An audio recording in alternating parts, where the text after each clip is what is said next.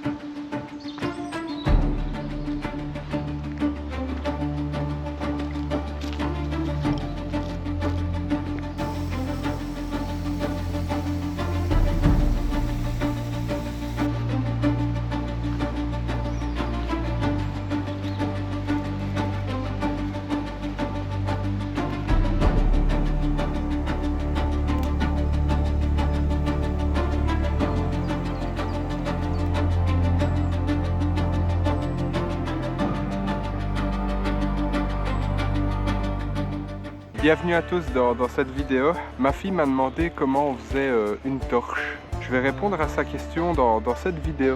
Aujourd'hui on va fabriquer deux torches bien différentes. Une qui sera plus massue caverne mammouth et pour l'autre ce sera un peu plus cinématographique comme on peut le voir dans Indiana Jones ou Uncharted, Tomb Raider, etc.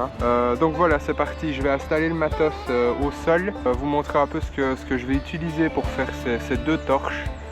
Et puis on les verra en action dans la fin de cette vidéo.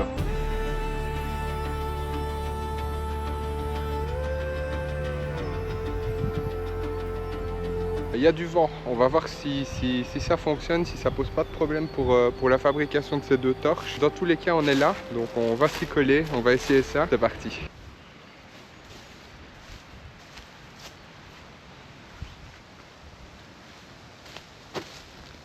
J'ai déjà trouvé ce bois-ci sur le chemin en venant jusqu'à ce spot-ci.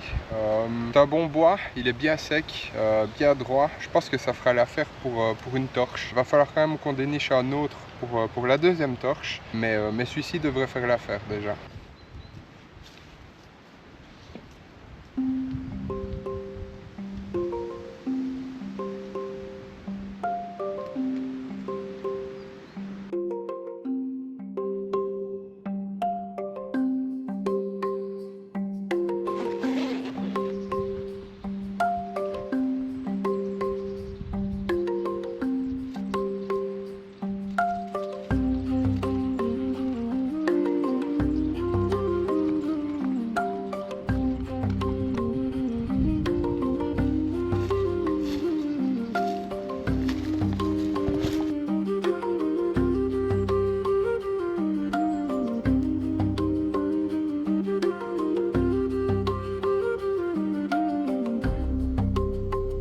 Pour la première torche qu'on va réaliser aujourd'hui, celle plus basique, plus comme je le disais tout à l'heure, massue caverne mammouth, on va donc avoir besoin de ce bâton qu'on va fendre en croix, vous allez le voir dans la vidéo de toute façon, afin de pouvoir élargir légèrement le dessus du bâton.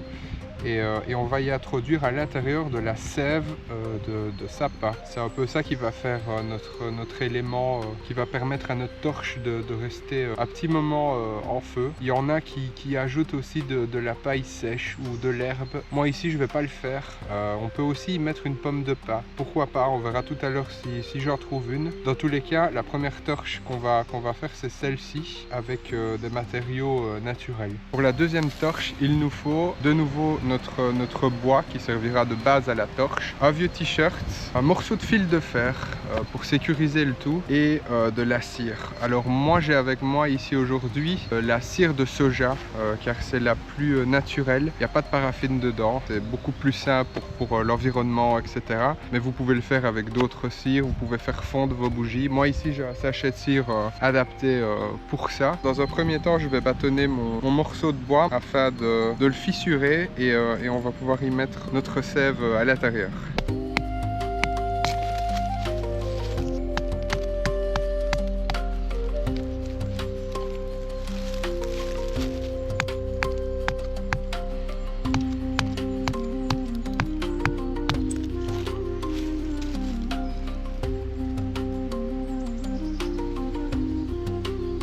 Comme vous avez pu le voir, premier essai de bâtonnage, le bois s'est fendu complètement. Dans ce cas-là, vous retournez votre manche, il y a un autre côté, c'est ça qui est bien. De l'autre côté, ça s'est mieux passé. Comme vous pouvez le voir, j'ai une croix parfaite. On va y placer donc dans cette croix deux petits bois qui vont permettre à laisser un certain écart. Je vais vous montrer tout ça de toute façon. Vous prenez votre morceau de bois et vous faites simplement, sans trop forcer évidemment, et glissez vos morceaux de bois. Si vous voyez que les morceaux de bois sont trop gros, n'hésitez pas à prendre des plus fins. Regardez, celui-ci a cassé.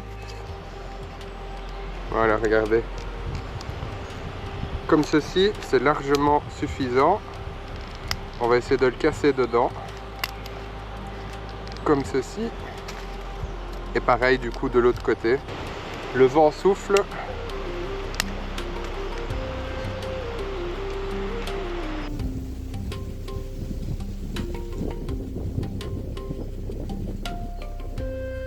Donc voilà, maintenant, étape numéro 2.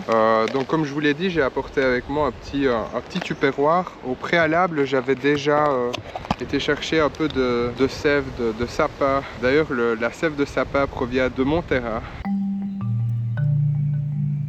Voilà, pour cette étape, il suffit simplement de mettre la sève d'arbre dans votre croix en réalité. C'est ce qu'on va faire maintenant. Comme ceci. Alors l'idée c'est que plus vous en mettez, plus ça va brûler longtemps en réalité. Seul petit inconvénient quand vous faites une torche comme ceci avec de la sève d'arbre, c'est que vos doigts vont coller à fond, sauf si vous avez des gants.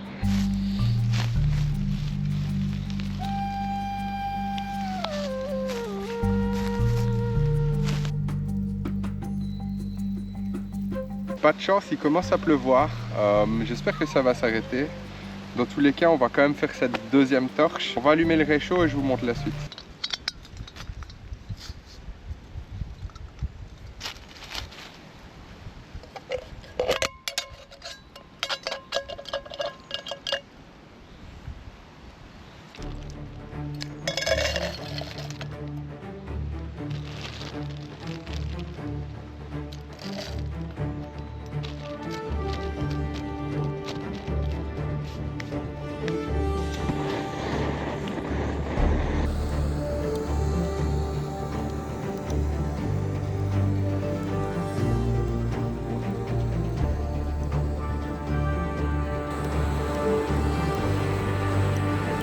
Le temps que notre cire chauffe, on va se trouver un autre bâton.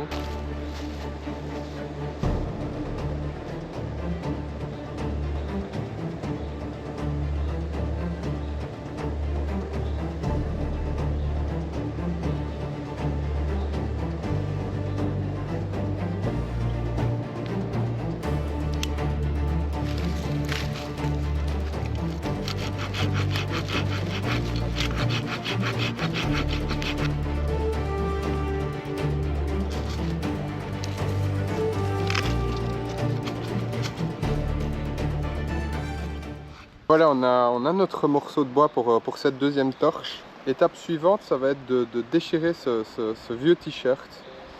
On peut tout simplement faire des bandelettes avec, je vais vous montrer. Il y a plusieurs méthodes de toute façon, vous faites un peu comme vous voulez. Il y en a qui font des bandelettes, il y en a qui le découpent en deux et qui l'enroulent simplement autour du bâton. Ça c'est à vous de voir comme vous le sentez.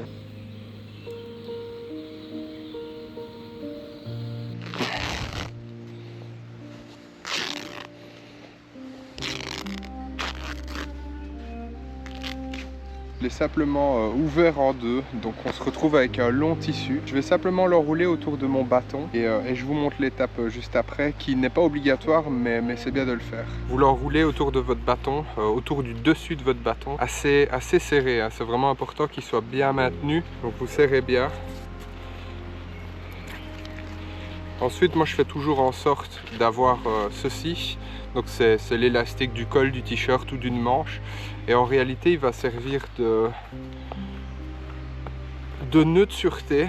Ça permet d'avoir quelque chose de déjà plus sûr pour ne pas avoir un lambeau de tissu qui vous tombe sur la main quand c'est en feu. Ça peut être très dangereux. Et alors l'étape 2 qui n'est pas obligatoire, mais moi j'aime bien de le faire, c'est d'y rajouter ceci. Donc c'est un petit morceau de fil de fer, vous le rajoutez tout simplement autour de votre torche. Ça permet de sécuriser un petit peu tout ça. Pour l'étape numéro 3 qui est la dernière étape, une fois que votre cire est complètement fondue, vous la versez tout simplement sur votre t-shirt, histoire qu'il soit bien imbibé de cire et puis il n'y aura plus qu'à l'allumer.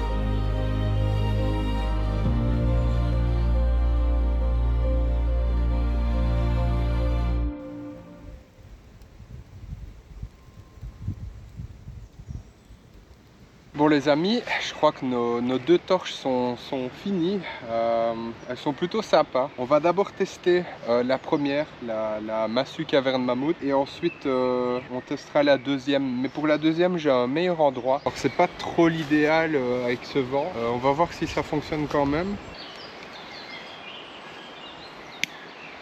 Je pense que là la torche est partie, il y a beaucoup de vent.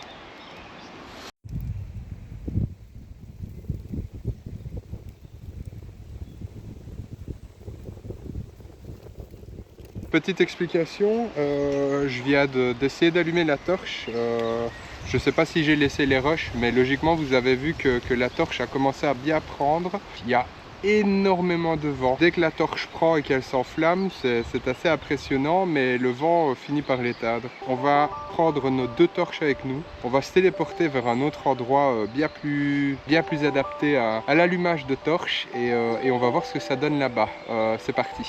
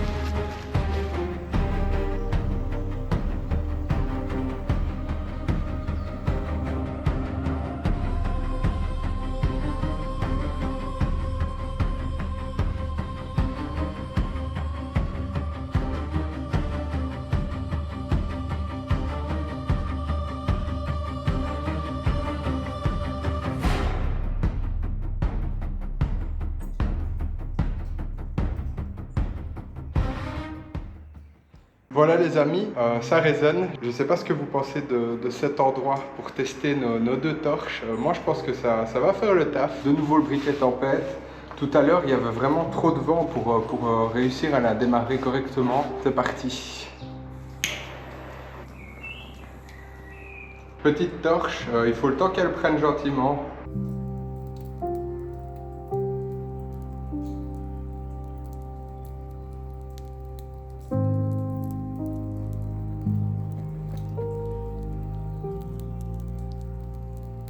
Petit bémol, je ne sais pas si ça se voit, mais la sève brûle parfaitement bien. Par contre, ça dégouline de partout. Je trouve ça assez dangereux quand même, mais à part ça, je trouve que la durée est quand même assez top. Ça fait bon 5 minutes, 6 minutes que la torche brûle, et comme vous pouvez le voir, elle est toujours bien là.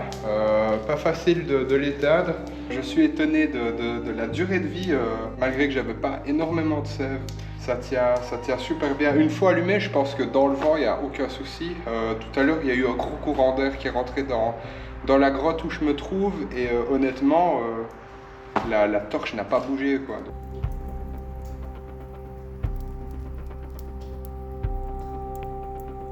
Là, je vais l'éteindre et on va passer à la deuxième torche.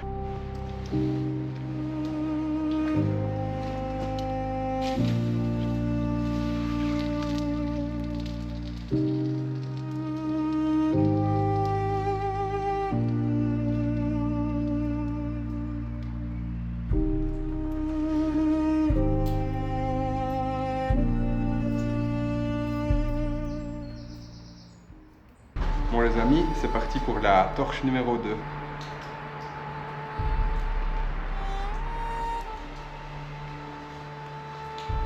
Là ça prend gentiment, celle-ci va durer longtemps.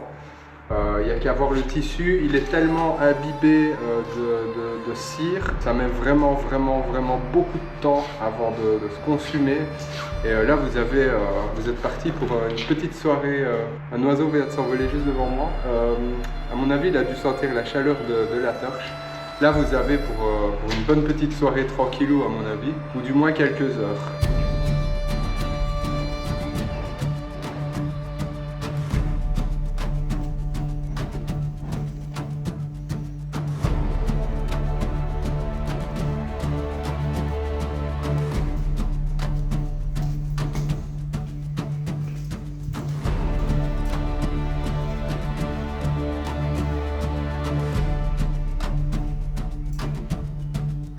Ce qui est fantastique, c'est qu'une fois allumé, vous pouvez avoir une tempête de vent, il n'y a vraiment aucun problème. C'est ultra castard.